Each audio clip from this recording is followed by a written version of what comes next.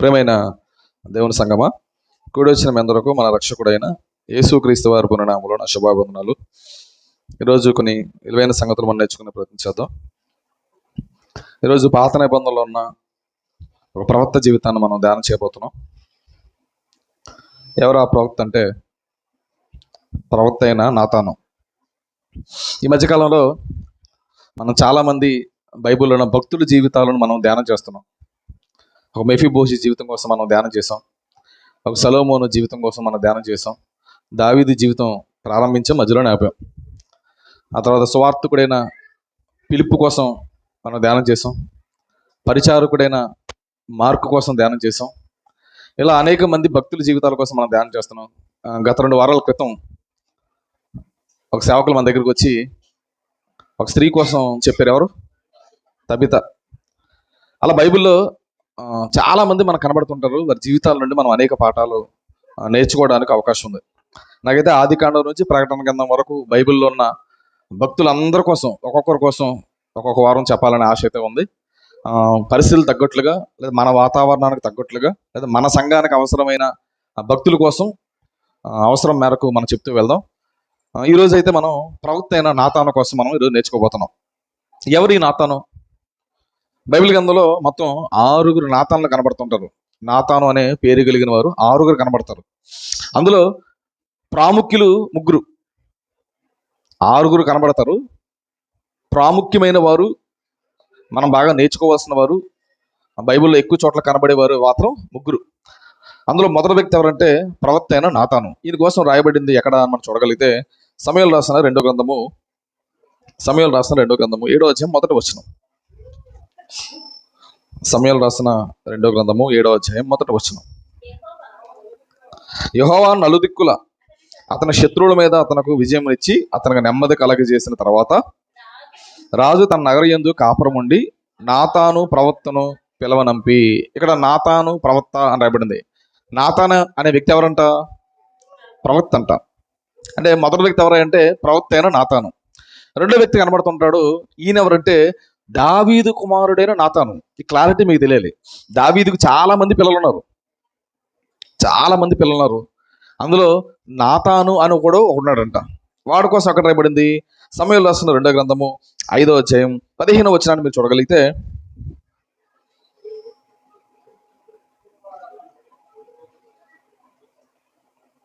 పదమూడవ వచనం చూద్దాం. 13వ వచనం నుంచి చూద్దాం. దావీదు హెబ్రోను నుండి వచ్చిన తర్వాత యెరూషలేము నుండి ఇంకో అనేకమైన ఉపపత్తులను భార్యలను చేసుకొనగా దావీదుకి ఇంకను ఎక్కువ మంది కుమారులను కుమార్తెలు పుట్టిరి. యెరూషలేములో అతనికి పుట్టిన వారు ఎవరనగా షమయు, శోభ, నాతాను, సొలొమోను అని. ఇక్కడ నాతాను అనే వ్యక్తి కనబడుతున్నాడు. ఈ నాతాను ఎవరంటే దావీదు కుమారుడైన నాతాను. ఈ రెండో వ్యక్తి. ఇక మూడో వ్యక్తి ఎవరంటే దావీదు సైనికుడు ఉన్నాడు, పేరు ఏగాలు. దావీదుకు సైనికుడు ఉన్నాడు, ఏగాలు. ఆ ఏగాలు తండ్రి పేరు కూడా నాతానేనంట. అది ఎక్కడ రాయబడింది? సమూయేలు రాసిన 2వ గ్రంథము 23వ అధ్యాయం 36వ వచనం.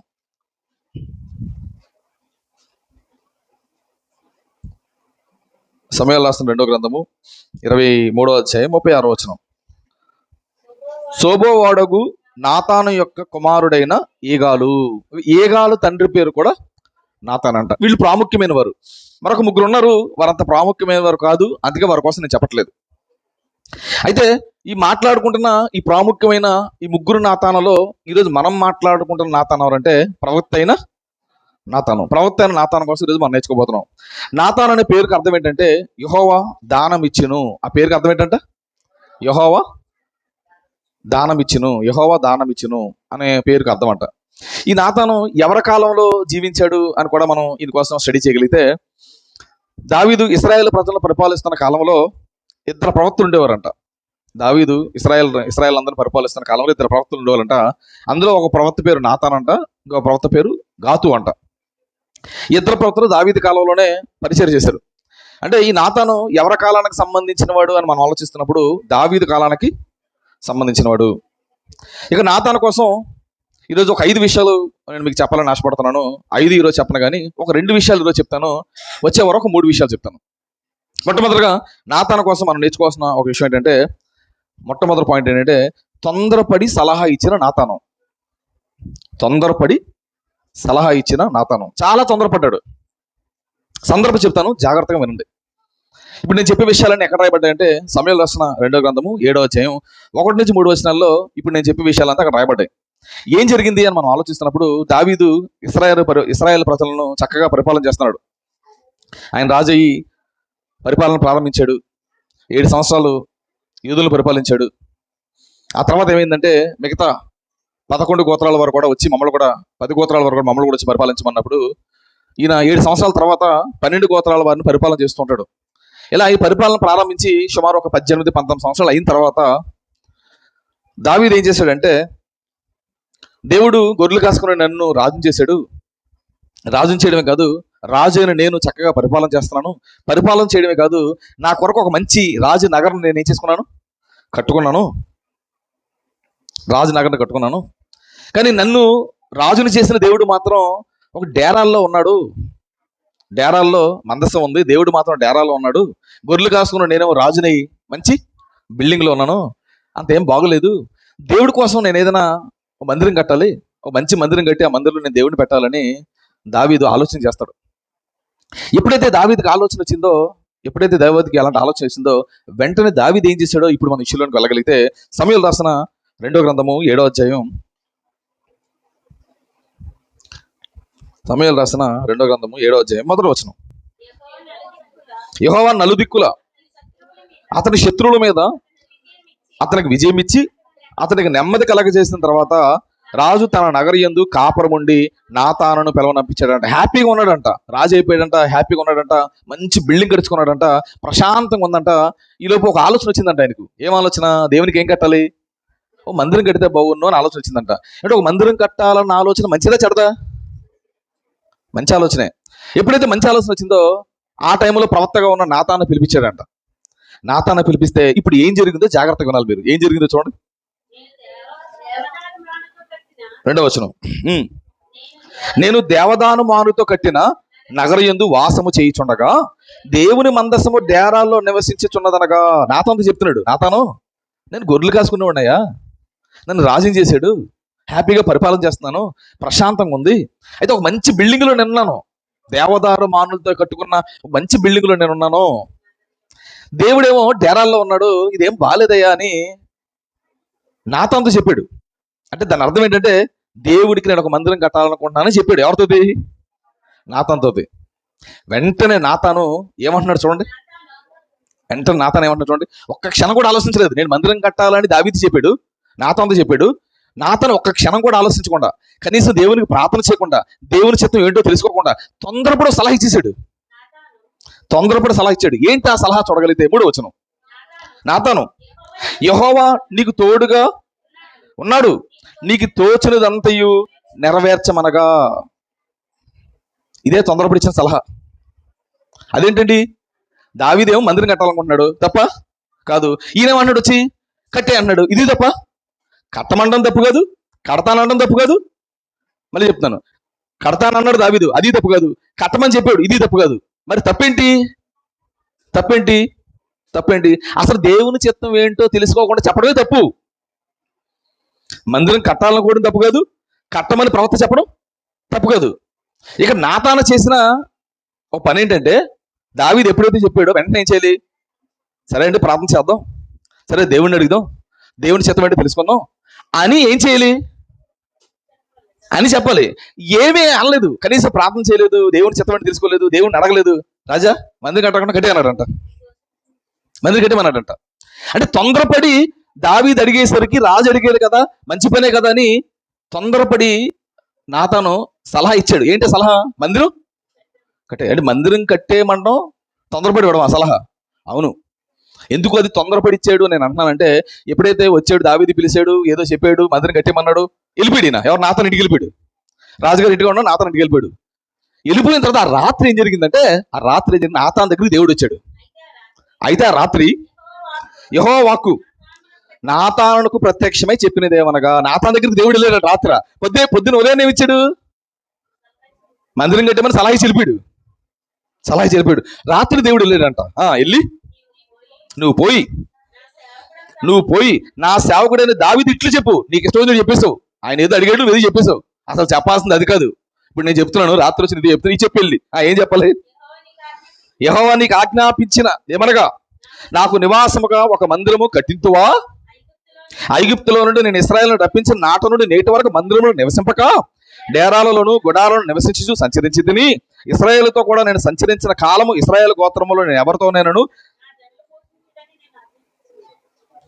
7వ వచనం, ఇశ్రాయేలుతో నేను సంచరించిన కాలమంతయు నా జనులను పోషించుడని నేను ఆజ్ఞాపించిన ఇశ్రాయేలు గోత్రములతో ఎవరితోనైనను దేవదారుమైన మందిరం ఒకటి మీరు నాకు కట్టింపపోతారని నేను ఎవరితోనైనా అన్నానా? నేను ఏ రోజు మందిరం కట్టమని నేను నీతో ఎవరితో చెప్పలేదు కదా. నేను ఎవరితోనూ చెప్పలేదు. ఆయన ఏదో కడతానంట పెట్టి నువ్వు కట్టిమంట పెట్టి నేను ఇప్పుడు వచ్చి ఎవరితో చెప్పలేదు కదా అని రాత్రి వచ్చి ఎవరితో మాట్లాడుతున్నాడు దేవుడు? నాతో మాట్లాడుతున్నావు. అర్జెంటుగా నోరు మూసుకొని రాజుగారి దగ్గరికి వెళ్ళి, నువ్వు కట్టడం ఇష్టం లేదు. ఎవరు కట్టడం? నువ్వు కట్టడం ఇష్టం లేదు. అవసరమైతే ఒకవేళ నేను కట్టించుకోవాలనుకుంటే తనకు పుట్టిన కుమారుడితో నేను కట్టించుకుంటాను, కానీ ఈ దావీదుతో నేను కట్టించుకోను. నువ్వు అర్జెంటుగా వెళ్ళి ఎవరితో చెప్పు? దావీదుతో చెప్పు అన్నాడు. చూడు ఏం జరిగిందో చూడండి. 12 వచనం, నీ దినములు సంపూర్ణమగినప్పుడు నీవు నీ ప్రజలతో కూడా నిద్రించిన తర్వాత, దావీదు నువ్వు చచ్చిపోయిన తర్వాత, నీ గర్భములో నుండి వచ్చిన నీ సంతతిని హెచ్చించి రాజ్యమును అతనుకు స్థిరపరచుదును. అతడు నా నామ ఘనత కొరకు ఒక మందిరము కట్టించును. అతని రాజ్య సింహాసనము నేను నిత్యము స్థిరపరచుదును. నేను అతనికి తండ్రినే ఉండును, అతడు నా కుమారుడే ఉండును. అతడు పాపం చేసిన యెడల నరులు మనుషులకు తగులు దెబ్బలతోనూ అతను శిక్షించును గాని నిన్ను స్థాపించుడికై నేను కొట్టివేసిన సౌలునకు నా కృప దూరమైనట్లు అతనికి నా కృప దూరమవుదు. నీ మట్టుకు నీ సంతానము నీ రాజ్యము నిత్యము స్థిరమగును, నీ సింహాసనము నిత్యము స్థిరపరచబడును. తనకు కలిగిన దర్శనం అంతటిని ఈ మాటలన్నిటి చొప్పున నాతాను దావీదునకు వర్తమానం తెలియజేయగా, రాత్రి దేవుడు ఏం చెప్పాడో వెంటనే పరిగెట్టుకుంటూ వచ్చి, దావీదు నీకు తొందరపడి సలహా ఇచ్చేసాను కట్టిమని. నువ్వు తొందరపడి నేను సలహా ఇచ్చేసాను కానీ నువ్వు మందిరం కట్టాలని కుదరదంట, నీ కుమారుడు మందిరం కట్టాలంట, నువ్వు మందిరం కట్టొద్దంట అని వెంటనే దేవుడు వచ్చి రాత్రి చెప్పితే పరిగెట్టుకుని వచ్చి ఎవరికి చెప్పాడు? వచ్చి దావీదుతో చెప్పాడు. వెంటనే దావీదు ఓకే నేను కట్టొద్దన్నాడా? మా అబ్బాయిని కట్టమన్నాడా? సర్లే అనుకున్నాడు. అంటే ఇప్పుడు దావీదు దేవుని పని చేయాలి, లేదా దేవుని మందిరం కట్టాలనే దావీదుకి ఏమొచ్చింది? కొంత ఉత్సాహం వచ్చింది, పని చేయాలని ఉత్సాహం వచ్చింది. ఇప్పుడు ఒక పని చేయాలని ఉత్సాహం వచ్చినప్పుడు వద్దంటే ఎలా ఉంటుంది సహజంగా? ఇప్పుడు ఉదాహరణకు నేనే కొరలు ఇచ్చాడు, ఈ పని చేద్దాం అనుకుంటున్నాను అన్నాడు, ఈ పని చేద్దాం అనుకుంటున్నాడు అలా అని వచ్చి నాతో చెప్పాడు. నేను వద్దు అన్నాను అనుకోండి, వద్దులే అన్నాను అనుకోండి, ముందుగా కొరలకి ఏమొస్తుంది? ముందుగా కోపం వస్తుంది, ఆ తర్వాత నిరాశ వస్తుంది, ఆ తర్వాత ఫిక్స్ అయిపోతాడు. సంఘంలో కానీ పాస్టర్ గారికి కానీ ఇక నేను ఏ పని చేయకూడదని ఫిక్స్ అయిపోతాడు అంతే. పాస్టర్ గారు ఎందుకు వద్దన్నాడని ఆలోచించాలి. పాస్టర్ గారు వద్దన్నాడు కనుక ఈ పని కాకపోతే ఇంకో పని చేయాలని ఆలోచించాలి. అలా ఉండం మనం, వెంటనే అయిపోతాం. ఇక పాస్టర్ గారికి కానీ సంఘానికి కానీ మనం ఏ పని చేయకూడదు. గట్టిగా మాట్లాడుతూ పాస్టర్ గారితో కూడా నేను మాట్లాడను, నేను పని చేస్తానంటే ఏమన్నాడు? వద్దన్నాడు. సహజంగా మనుషులకు ఆలోచన చెప్తున్నాడు మీకు. ఒక పని చేయాలని ఒక వ్యక్తి ముందుకు వచ్చినప్పుడు వద్దులేని పాస్టర్ గారు అంటే కోపం వచ్చేస్తుంది, నిరాశ వచ్చేస్తుంది, పాస్టర్ గారు చిరాకు వచ్చేస్తుంది. ఇక ఏ పని చెప్పినా నేను చేయని ఏమైపోతాం? ఫిక్స్ అయిపోతాం. అంత గొప్పవాళ్ళు మనం. ఇప్పుడు దావీదు కూడా మనలాగా అనుకోవాలి. ఇప్పుడు దావీదు కూడా మందిరం కట్టాలనుకున్నాడు. దేవుడు ఏం చెప్పాడు? ప్రవక్త ద్వారా వద్దని చెప్పాడు. ఇప్పుడు దావీదు కూడా ఎవరు రావాలి? సహజంగా మనలాంటోడైతే ఎవరు రావాలి? ముందు కోపం రావాలి, తర్వాత నిరాశ రావాలి, ఇక నీ పని ఎప్పుడు చేయలేదు ఫిక్స్ అవ్వాలి. కానీ దావీదు అలా అనుకోలేదు. దావీదు బాధపడలేదు, కోపడలేదు, నిరాశపడలేదు, పాస్టర్ గారితో దేవుడితో మాట్లాడడం మానేదో అనుకోలేదు. మరి ఏం చేశాడు దావీదు? ఓకే నాతో వద్దనుకుంటున్నావు కదా, నా కొడుకుతో కట్టాలనుకుంటున్నావు కదా, సరే నా కొడుకుతోనే కట్టుకో. అయితే నా కొడుకు మందిరం కట్టాలి కదా, నా కొడుకు కట్టే మందిరానికి కావాల్సినవన్నీ నేను రెడీ చేసి పెడతానని దావీదు ఏం చేశాడంటే, నిరాశపడకుండా, బాధపడకుండా, కోపపడకుండా, నిరుత్సాహపడకుండా తన కొడుకు కట్టబోయే మందిరం కోసం కావాల్సినవన్నీ పోగు చేసి చచ్చిపోయాడు. మనమైతే కట్టొద్దని మనతో అంటే ఏమంటాం? మనం ఏం చేద్దాం? ఎవరు మాట్లాడలేదు, నా భాష మీకు అర్థమవుతుందా? ఇదే మాట ఓ పని మీరు చేస్తారంటే, నేను వద్దంటే పోన్లే పాస్టర్ గారు వద్దన్నాడు, నాతో కాకపోతే వేరే వాళ్ళతో చేయించుకుంటాడేమో, వేరే వాళ్ళు చేస్తే మంచిదేమో అనుకుంటామా, పగబెడతామా? నా బాధ మీకు అర్థమవుతుందా? నేను చెప్పే లైన్ మీకు అర్థమవుతుందా? ఏమర్థమైందో? ఏమన్నారా? ఒక పని మీరు చేయాలనుకున్నప్పుడు కాదు అని మధ్యలో ఎవరన్నా ఆపితే మీకు మీకు ఎలా ఉంటుంది? పోలే నా మంచిగా చెప్పాడు ఇది చేద్దాం అనిపిస్తుందా? పాస్టర్ గారి మాటకి ఏనా అవసరం లేదని ఫిక్స్ అయిపోతావా? మనం ఎలా ఆలోచిస్తామని అడుగుతున్నా. లేదండి మేము కూడా దావీదులాగా ఆలోచిస్తాం, అసలు బాధపడం, కోపపడం, సిరాకుపడం. పాస్టర్ గారు ఏదన్నా నా మంచిగా చెప్పాడు అని మేము అనుకుంటాం, వాళ్ళు చేస్తండి. ఒక్కరు ఎత్తాం నాకు తెలుసు. ఏమండి, మన ఆలోచనలు మొత్తం మారిపోతుంటాయి. కానీ దావీదు ఎంత మంచివాడు చెప్పనండి. నువ్వు కట్టొద్దు, నువ్వు చేయొద్దు, నువ్వు ఆగు అని అంటే ఆగిపోయాడు. నన్ను వద్దన్నాడు, అయితే నా కొడుకుని కట్టమన్నాడు కదా, నా కొడుకు మందిరం కట్టాలి. నా కొడుకు మందిరం కట్టాలంటే నా మందిరం కట్టడానికి, దేవుడు మందిరం కట్టడానికి నా కొడుకు అన్ని సమకూరుస్తాడో లేదో, ముందుగానే నా కొడుకు కావాల్సినవన్నీ సమకూర్చి పక్కన పెడేద్దాం. నా కొడుకు పుట్టిన తర్వాత ఏం చేస్తాడు, జాగ్రత్తగా మందిరం కట్టేస్తాడని ప్రేమతో నిరుత్సాహపడకుండా, బాధపడకుండా, కోపపడకుండా, దేవుడి మీద అలగడం మానేయకుండా కావలసినవన్నీ పోగు చేసేటండి. ఎంత మంచోడండి దావీదు. చూడండి అసలు ఏం చేసేది దావీదు, ఏం చేసి చూడండి. మొదటి దినవృత్తాంతాల గ్రంథము 29వ అధ్యాయం 1 నుంచి కొన్ని వచనాలు చూద్దాం. అంటే నేను చెప్పాలనుకుంటున్న ఆ పాయింట్ మీరు పట్టుకోవాలి. ఏంటి ఆ పాయింట్ అంటే ఒక వ్యక్తి పని చేయాలనుకున్నప్పుడు దేవుడు వద్దు అంటే ఎలా తీసుకోవాలి? మనం ఎలా తీసుకోవాలి? మంచిగా తీసుకోవాలి, చెడుగా తీసుకోవాలా? మంచిగా తీసుకోవాలి. సేవకులు కానీ దేవుడు కానీ వద్దన్నాడంటే దాని వెనకాల ఏదో పరమార్థం ఉంటుందని మనం అనుకోవాలి. అది కూడా దేవుని పనే కదా. ఈ కథలు చెప్పకూడదు. మనం సహజంగా మనం ఏం చేస్తాం, ఏదో ఒకటి చెప్పే ప్రయత్నం చేస్తుంటాం. చాలా తప్పది. ఒక వ్యక్తిని మనం అడిగినప్పుడు వద్దన్నాడా కాదన్నాడు అంటే ఎందుకు వద్దన్నాడు కాదన్నాడు ఆలోచించుకోవాలి.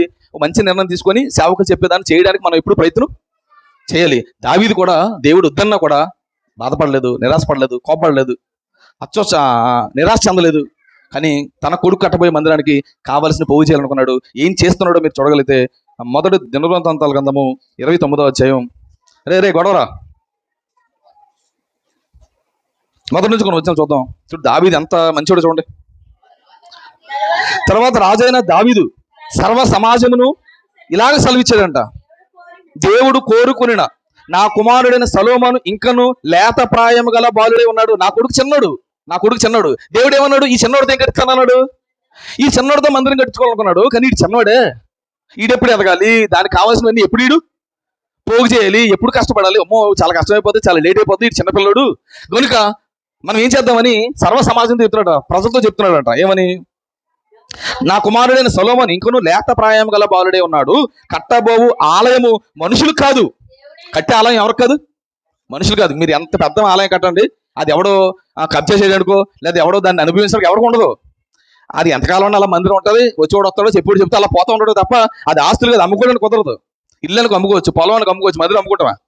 ఏమండి, ఇప్పుడు నేనే కడుతున్నాను, మా అందరూ నాదే, ఏం చేసుకుంటాను ఇప్పుడు? అమ్ముకుంటానా? నేను కాబట్టి నా పిల్లలు ఇంకోటి ఎవడైనా సరే ఏం చెప్పాలి? వాక్యం చెప్పడమే. దావీదు చదవైంది కడుతుంది నా కొడుకైనా ఆ మందిరం ఎవరిదంట? ఆ పదం చూడండి ఏమంటున్నాడు? కట్టబోవు ఆలయము మనుషునికి కాదు, దేవుడైన యెహోవాకే కనుక ఈ పని గొప్పది. చూడబ్బా ఎంత మంచి మాట అండి. కట్టబోవు ఆలయము మనుషునికి కాదు, దేవుడైన యెహోవాకే కనుక ఈ పని బహు గొప్పది. నేను బహు ప్రయాసపడి నా దేవుని మందిరమునకు కావలసిన బంగారం పనికి బంగారము, వెండి పనికి వెండి, ఇత్తడి పనికి ఇత్తడి, ఇనుము పనికి ఇనము, కర్ర పనికి కర్ర, గోమేదక రాళ్ళు, చెక్కుడు రాళ్ళు, వింతైన వర్ణపు గల పలు విధ రాళ్ళు, మిక్కిలి వెలగల నానావిధ రత్నములు, చెల్లరాతి విశేషముగా సంపాదించి తిని, మరియు నా దేవుని మందిరం మీద నాకు కలిగిన మక్కువ చేత నేను ఆ ప్రతిష్ఠితమైన మందిరము నిమిత్తము సంపాదించినవి వస్తువులు కాక నా సొంతమైన బంగారము వెండి నా దేవుని మందిరం నిమిత్తము నేను ఇచ్చేదిను. డిసైడ్ అయిపోయాడంట. ఇన్ని ఇవ్వాలనుకుంటున్నాడంట. ఆయన మాత్రం ఇవ్వాలనుకుంటలేదు. ఇప్పుడు ఏం చేస్తున్నాడు చూడండి, ఒక అడుగు ముందుకేసి ఏం చేస్తున్నాడు? గదులు గోడలకు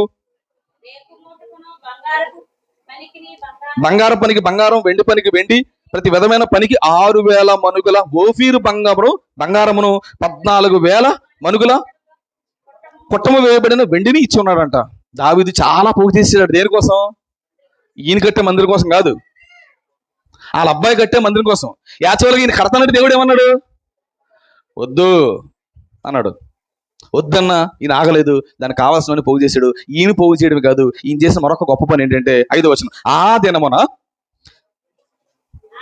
యెహోవాకు ప్రతిష్ఠితముగా మనపూర్వకంగా ఇచ్చేవారు ఎవరైనా మీలో ఉన్నారా? ఇప్పుడు ప్రజలు అడుగుతున్నాడు, మా అబ్బాయి కట్టే మందిరానికి కావాల్సినవన్నీ నేను పోగు చేశాను, మీకు కూడా ఎవరికైనా ఆసక్తి ఉందా, హృదయపూర్వకంగా ఎవరైనా ఇవ్వాలనుకుంటున్నారా అని ప్రజలకు పిలిపించాడంట. ఎప్పుడైతే ప్రజలకు పిలిపించాడో ప్రజలు ఏం చేస్తున్నారు చూడండి, 6వ వచనం, అప్పుడు పితరుల ఇండ్లకు అధిపతులను, ఇశ్రాయేలు గోత్రపు అధిపతులను, సహస్రాధిపతులను, శతాధిపతులను, రాజు పని మీద నియమింపడిన అధిపతులు కలిసి మనపూర్వకంగా దేవుని మందిరముకు 10,000 మనుగుల బంగారము, 20,000 మనుగుల బంగారపు ద్రాములను, 20,000 మనుగులు వెండిని, 36,000 మనుగులు ఇత్తడిని, 2,00,000 మనుగుల ఇనుమును ఇచ్చిరి. తమ యొద్దన్న రత్నములు ఉన్నవారు వాటిని తెచ్చారంట, రత్నాలు ఉన్న వాళ్ళు తెచ్చారంట. యెహోవా మందిరపు బొక్కసం మీద ఉన్న గెర్షోనీయుడైన యెహోయేలుకి ఇచ్చిరి. వారు పూర్ణ మనసుతో యెహోవాకు ఇచ్చి చుండిరి కనుక వారు అలాగూ మనపూర్వకంగా ఇచ్చినందుకు జనులు సంతోషించారంట. అంటే దావీదు ఏం చేశాడంటే, తనను కట్టొద్దన్న తాను చాలా పోగు చేశాడంట. తాను పోగు చేయడమే కాదు, ప్రజలందరి దగ్గర కూడా ఏం చేశాడంట, పోగు చేసి పెట్టాడంట. ఎవరి కోసం? దేవుని కట్టే మందిరం, తన కుమారుడు కట్టబోయే మందిరం కొరకు ఈయన పోగు చేశాడు. ప్రజల దగ్గర నుంచి కూడా ఏం చేశాడు, పోగు చేసి పక్కన పెట్టాడంట. దావీదు నుండి మనం నేర్చుకోవాల్సిన పాఠం ఏంటంటే దేవుడు తనను పని చేయొద్దన్నాడని సనుక్కోలేదంట, గొనుక్కోలేదంట, నిరాశపడలేదంట. సరే మందిరం నాతో కట్టడం దేవుని చిత్తం కాదేమో అనుకున్నాడు, సైలెంట్ అయిపోయాడంట.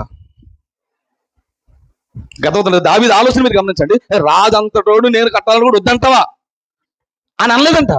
మనం అయితే ఏట్రా నేను చెప్తే కాదంటున్నా, నువ్వు నేను అనుకుంటున్నావు సంఘానికి సీనియర్ని,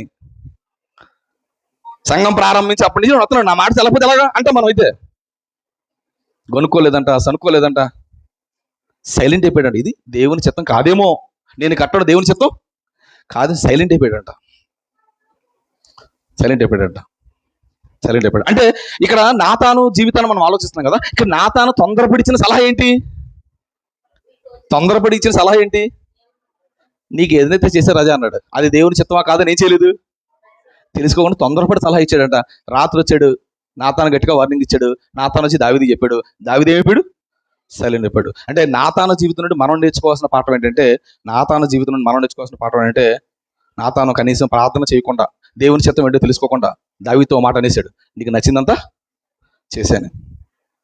మనం కూడా చాలాసార్లు ఏం చేస్తాం చెప్పనా, చాలాసార్లు మనం కూడా ఈ పొరపాటు చేస్తుంటాం. మనం ఎవరైనా సలహాలు అడిగారు అనుకోండి, తెలిసినా తెలియకపోయినా మనం అడిగారు కదా, ఏమి చేస్తుంటాం, సలహాలు ఇచ్చేస్తుంటాం. అది చాలా రాంగ్. మళ్ళీ చెప్తున్నానండి, ఎవరైనా మనల్ని సలహా అడిగితే మనకి తెలిసినా తెలియకపోయినా ఏం చేస్తుంటాం, పెద్ద మేధావులాగా సలహాలు ఇచ్చేస్తాం. తొందరపడి ఎవరికి సలహాలు ఇవ్వద్దు. మళ్ళీ చెప్తున్నాను రాసుకోండి, తొందరపడి ఎవరికి సలహాలు ఇవ్వద్దు. గతంలో నాకు తెలిస్తే ఎవరి దగ్గర చెప్పేవాడు, ఇప్పుడు తెలిసినా చెప్పట్లేదు. ఎందుకు వచ్చింది గోల? మరి జల్లేసరే నాతో ఉంటాడు కదా, ప్రారంభంలో నాకున్న స్పీడ్ తమ్ముడు చెప్పేస్తుంటాడు సలహాలు. ఆగంటాను, వద్దు బస్సర్లాగా, మనకు తెలుసు కదనే, వద్దు. ఇప్పుడు బాగా బిజీ అయిపోయాడులేండి, పిల్లలు, ఇల్లు, సంసారం, ఉద్యోగం అసలు దొరకట్లేదు, మరి పరిస్థితి ఎలా తెలియదు. మళ్ళీ చెప్తున్నాను, తొందరపడి అడిగారు కదా అని, మీకు తెలుసు కదని ఎవరికి సలహాలు ఇవ్వద్దు. అలా అని సలహాలు ఇవ్వడం తప్పు అని కాదు నా ఉద్దేశం. మళ్ళీ చెప్తున్నాను ఇక్కడ, సలహాలు ఇవ్వడం తప్పు కాదు, తొందరపడి ఎవరికి ఇవ్వద్దు.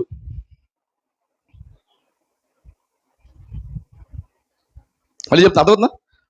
తొందరపడి ఎవరికి సలహాలు ఇవ్వద్దు. అలా అని సలహాలు ఇవ్వడం తప్పని నేను చెప్పట్లేదు. మనుషులతో కొంత జాగ్రత్త. ఇప్పుడు నువ్వు సలహా ఇచ్చావు, సక్సెస్ అయింది, నీకేమైనా దండెత్తారా? నీకోసం 100 మందికి ఏం చెప్తారా మంచోడని? నీకు దండ వేయరు, నీకోసం ఎవరికి చెప్పరు. పొరపాటున ఫెయిల్ అయితే ఏమిటి, నేను బతకనెత్తారా? పాంప్లెట్లు కూడా ఏకుండా నీకోసం అంత గొప్పగా చెప్తారు, ఫ్రీ పబ్లిసిటీ. మంచి జరిగింది కదా అని మనకు దండేసే పరిస్థితి లేదు, మంచి జరిగింది కదా అని మనం సన్మానించే పరిస్థితి లేదు. కానీ పొరపాటున ఏదైనా జరిగితే మనకు అవమానం జరుగుతుంది, మన కోసం అనేకులు చెడ్డగా చెప్పే పరిస్థితి ఉంటుంది. కనుక తొందరపడి ఎవరికి సలహాలు. నేను ఇంకా బాగా చెప్తాను, మనుషులు కూడా అందుబాటులో పెద్దగా ఉండకండి. మళ్ళీ చెప్తాను, మనుషులు కూడా అందుబాటులో ఉండకండి. ఏదో పని చేసుకుంటూ ఉండండి. నేను ఖాళీగా ఉన్నానండి చెప్పండి అనకండి. నేను ఏదో పనిలో ఉన్నాడు ఏది చెప్పండి అని అడగండి. ఎవరైనా ఫోన్ చేశారు అనుకోండి, ఎలా ఉన్నావు, పనిలో ఉన్నాడు చెప్పు. ఖాళీగా ఉన్నామంటే రా అంటాడు. మళ్ళీ చెప్తానండి, ఖాళీగా ఉండదు, ఏదో పని చేస్తున్నాండి. ఇంకా బాగా చెప్తాను, ఖాళీగా ఉన్నాం కదని ఎవరింటి పెడితే అల్టికి మాటి కూర్చోకండి. నీ పొరుగు వారింటికి మాటికి వెళ్ళకు. వెళ్తే ఏమవుతుంది? సామెతల గ్రంథం 25:17 సామెతల గ్రంథం 25:15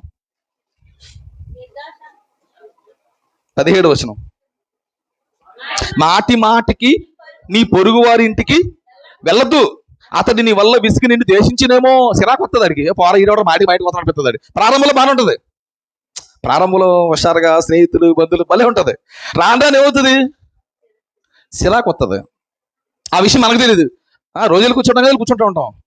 ఇంకా బాగా చెప్తానండి, నువ్వు ఎంత అయితే అందుబాటులో ఉంటావో, ఎన్నిసార్లు తల్లికెళ్తావో అంత నీ విలువ తగ్గిపోద్ది. గుర్తుపెట్టుకో, నీ విలువ తగ్గకుండా ఉండాలంటే, నీ స్థాయి తగ్గకుండా ఉండాలంటే, నీ మాట గౌరవం తగ్గకుండా ఉండాలంటే, మనుషులకి వీలైనంత దూరంగా ఉండండి. మనుషులతో వీలైనంత తక్కువ మాట్లాడండి, ఎక్కువ వినండి, తక్కువ మాట్లాడండి. మీకు వచ్చినా కూడా సైలెంట్గా ఉండండి. కొన్నిసార్లు తొందరపడి మీకు వచ్చి కదా అని సలహాలు సూచనలు ఇచ్చే ప్రయత్నాలు మీరు చేయొద్దు. అలా అని పూర్తిగా సలహాలు ఇవ్వద్దని నేను చెప్పట్లేదు, అది గుర్తుపెట్టుకోండి. తొందరపడి వద్దంటున్నాను. మాటికి వెళ్ళొద్దు. నీ విలువను తగ్గించుకోవద్దు.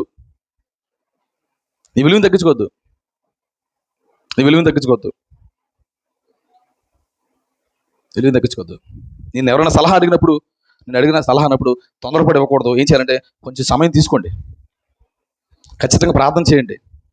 మీకు తెలియకపోతే పెద్దవాళ్ళు ఎవరైనా అడిగి సలహా ఇచ్చే ప్రయత్నం చేయండి. నాతాన్ ఏం చేశాడంటే దావీదు అడిగాడు కదా, నాతాన్ ఏం చేశాడు? సమయం తీసుకోలేదు, ప్రార్థన చేయలేదు, దేవుని చిత్తం ఏంటో తెలుసుకోలేదు. వెంటనే తొందరపడి ఏం చేశాడు? సలహా ఇచ్చాడు. నాతాన్ జీవితంలో ఇది పెద్ద మైనస్ పాయింట్. పెద్ద మైనస్ పాయింట్. దీని ద్వారా మనం నేర్చుకోవాల్సిన హెచ్చరిక ఏంటంటే, ఎవరైనా మనల్ని సలహా అడిగితే వెంటనే చెప్పకూడదు. మరి ఏం చేయాలి? దేవుని సన్నిధికి వెళ్ళి ప్రార్థన చేయాలి. దానికి సంబంధించిన వాక్యం ఏం చెప్తుందని సరి చేసుకోవాలి. ఏమి తెలియకపోతే పెద్దవారిని అడిగి సలహాలు మనం ఇచ్చే ప్రయత్నం చేయలేదు. ఇక్కడ మనం నేర్చుకోవాల్సిన మరొక విషయం కూడా ఉంది. ఏంటి చెప్పనా? మందిరం కట్టాలనుకున్నాడు, ఈయన కట్టమని చెప్పాడు. అది దేవుని చిత్తం అయితే కాదు. మరి ఏంటి దేవుని చిత్తం ఎందుకు కాలేదు? దావీదు ఎందుకు కట్టించుకోకూడదు అనుకున్నాడు దేవుడు అని కూడా మనం ఆలోచించగలిగితే, దావీదుతో దేవుడు కట్టించుకోకపోవడానికి ఒక కారణం ఉంది. ఏంటి ఆ కారణం? మీరు చూడగలిగితే మొదటి దినవృత్తాంతాల గ్రంథము 28:2 దేవుడు చెప్తున్నాడు, దావీదుతో ఎందుకు కట్టించుకోడు, వాళ్ళ అబ్బాయితో ఎందుకు కట్టించుకుంటాడో చెప్తున్నాడు. చూడండి, మొదటి దినవృత్తాంతాల గ్రంథము 28:2 మీరు చూద్దాం. అప్పుడు రాజైన దావీదు లేచి నిలబడి ఇప్పుడు దావీదు చెప్తున్నాడు. అక్కడ విషయం ఎప్పుడైతే నాతాను చెప్పాడో అది మైండ్లో ఫిక్స్ అయిపోయింది. ఒక సమయం వచ్చినప్పుడు దావీదు చెప్తున్నాడు, ఇప్పుడు మాట్లాడుతాను, నిలబడి విషయం చెప్తున్నాడంట.